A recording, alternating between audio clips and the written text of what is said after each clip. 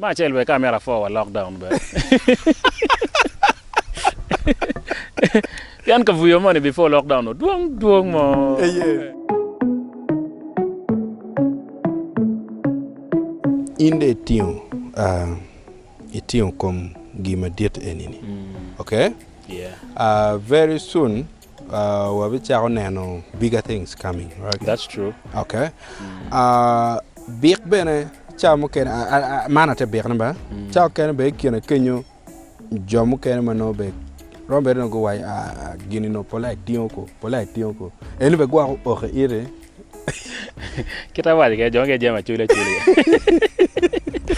And you can't run away from that because negativity always here. Mere just mere me kwerne mere. No, mere me yomo mere. Me tekko me na chera tekko me. Gine ni mere.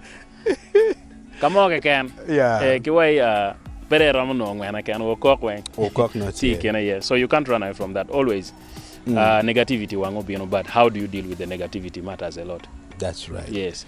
Ya chule kan ko lo nya ke gam. Ki komendo. So ko ke lingo ya no mete ke gere. Ki lo ke ni man pian lo na lo kan ni be petem ke mo pu bi no ngwenyi pu bi no tem ke mo ke pu ke chami. Yeah. Petem ke mo. Atika nano industry ma megwani chale wacho bidom a bed da chuchake. Because ata nano luwe mogo ikumal me Uganda ka enini. Di mo kena mano ino guti un lok ma don da ikum luwe rigi. Right? Yeah, that's lok ma don. I don't know, they keep calm. They don't respond. They just keep it cool. They don't respond. Enoni, you are chill. Kong machar in dana menyor take it away. Kidong me Rio. I think no twin money may be no tea between. Yeah. Ma pe maru gem no teleti ye. Enoni gem ma bear da. Alors mer enoni piani angeni atiga cher kom lok me jemi ma no koni kwa pe akibori. Kumbiri ne in the setting standard. Yeah. Every setting standard any bot dano. That's true. Pe bot in kekeni. Now kauche gwagonyo in bene be victim of your own standards. Manyo kubiri no meri beating your standard. That's true though. So what should we expect? You should expect a lot. Okay. Because wa genamera sharing ki fans da wa kuja is ma chelwe camera for lockdown ba yan ka vuyo money before lockdown duong mo yes but lockdown ko be no we yeah ko chung kong ko tay to rock kong so enoni o mean wa kare like to sit down relax and then think beyond ourselves or our capacity. Kakare. During the lockdown, I've been writing songs. Imagine writing songs for 2 years. Wow. Yes, Tijamera Kudiko, Chere Studio, where we again Acho Kudiko, Choyawe, Chere Studio. So just know I have a lot in stock. Wow. Manure,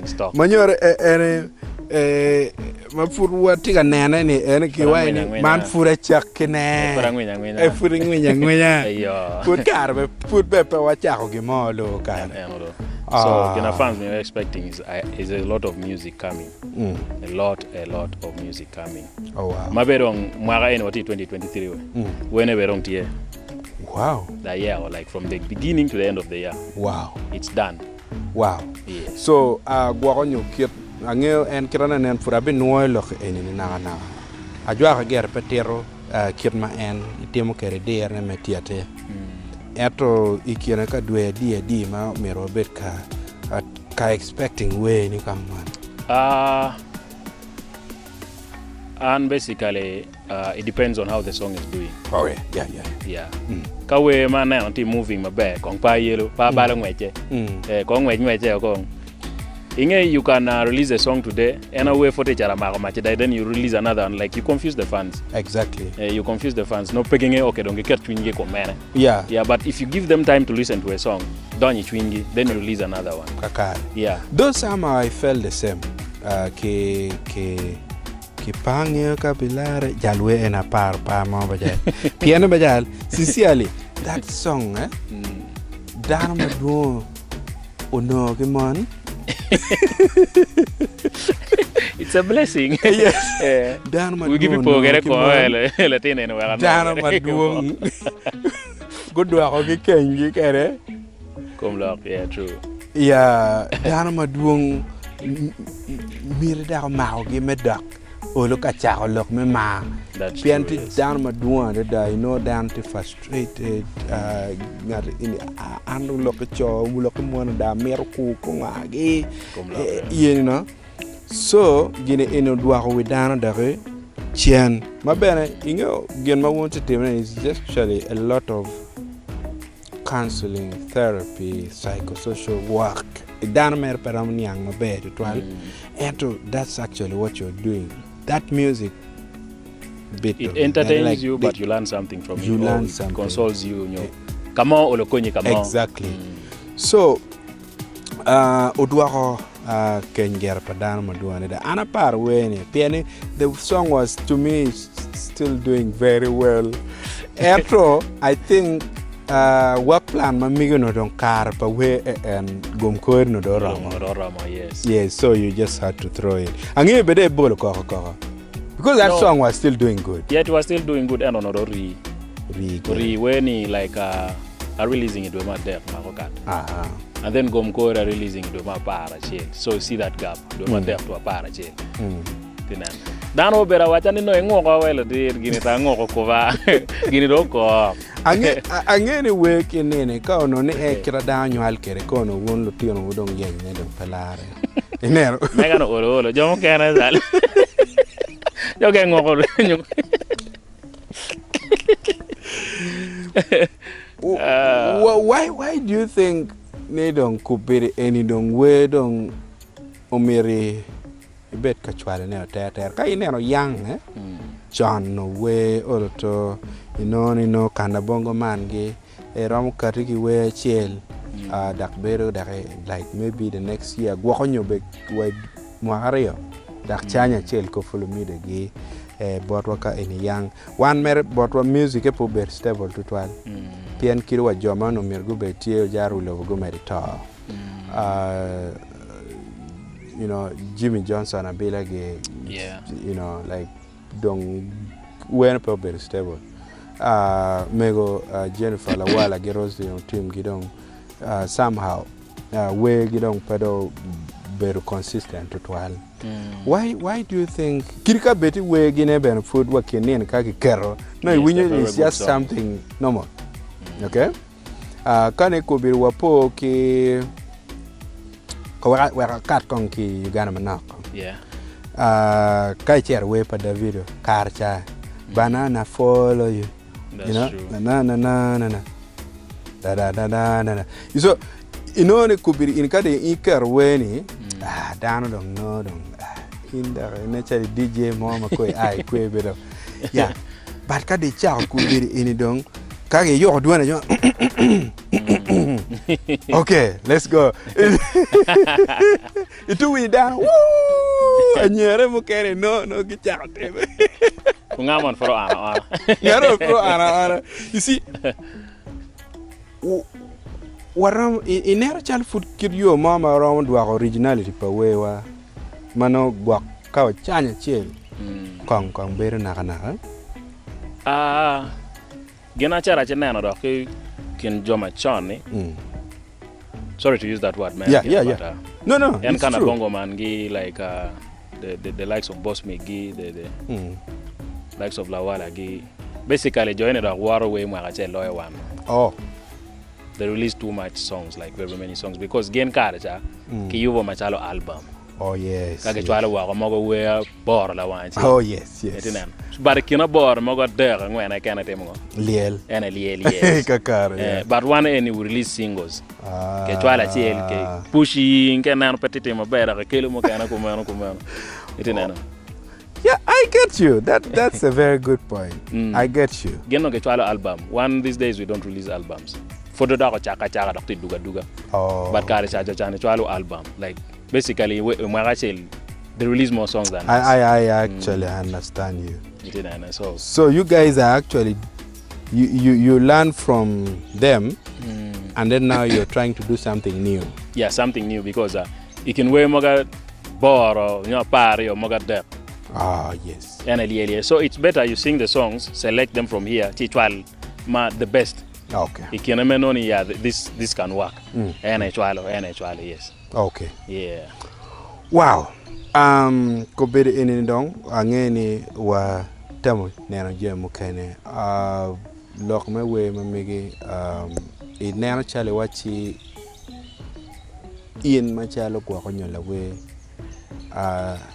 lwen mano gwa kawaja mara lwenye enini no parte kawaja that physical one nyo gwa medekeni. Yeah. Ko bede ni wati lwen maneno neni warojo pajo wayubu gamber mambe yung inside mamigi again gini any is also one thing mana TV. Yeah, that's true. In the middle inero chale wachi bi kwanyo ki angle manini meneno nani oloto wa temo yopo gang wa temo neno wa ilu oloto ingo wando kumalaka ni kichaiwa ki wajelep duji komwa wa jem maduong ti mapete kare. That's true. Ma futo mirwa yele kawa il mala in migi I kwanyo ki voremeni ma kirarong ruba mena mot me weni. Yeah. Salo gera dana. One, I'll use my language. Okay. Wow. To explore, because ka wer ki lepa wena karo ki winyo Kampala karo ki winyo Sudan karo ki winyo Congo karo like in one that is charo kara. Yes, we ngeni we money chani ko eno pa nge ake kwene, like if you trace the song be known ake kwe ki northern Uganda nyoba actually. Yes. Basically I'll use music to me exporting karana onyo to uplift karana, and then kilepa. Yes. Nieno mo ngat money o marodwane chuchwalo bot an kiumbara. Yeah. We and pange kabilare and tika in the background. Yes. Now that is something beautiful. That is already selling, no? Exactly. Exactly. Yes. Many young ni we mamekwa tika umbara. Okay? Yeah. That is beautiful. Yeah, it gives so much joy. Yeah.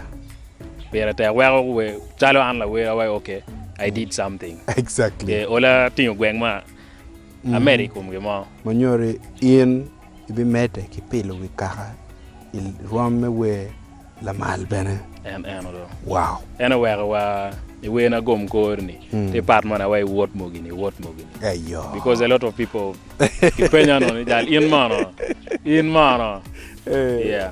No da olo ke gamla penye chama kana wa akela mugi kujani. Yes. You know da kola mugi bidai Pegi ngala kila teba ngado. Yana part ba. Okay. Yes. Kadon wa chere yu ya giki angin one kiri foot wa baby no kara che wa demo interviews maduong. Message ma initi kere but kaka pian ku bi don fans ma migi en kaka. Message ma migi bot kaka tininga.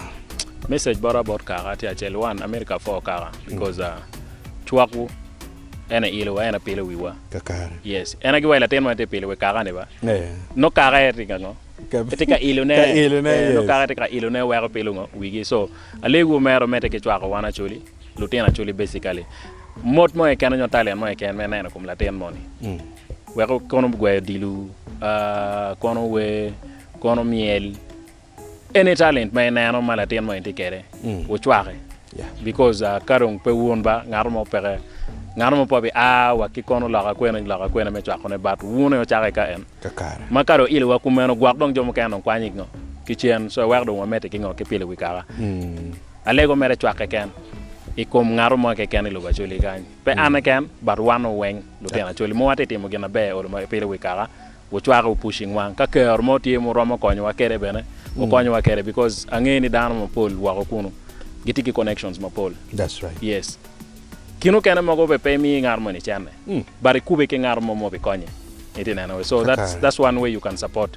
Well, one way what you're malo. So getting connection mo nyogi mo ke kan meno ni romo konyo ingar mo ken pet one nyo pe link kere. Coin mi wa kuno pick ngar mo ken mi ne that connection. We ko chat malo bene. Ko chat malo pele we kaka. Duga waga botwa. Kakar. Yes, a foyo matek, a foyo pe maro le ba chuli.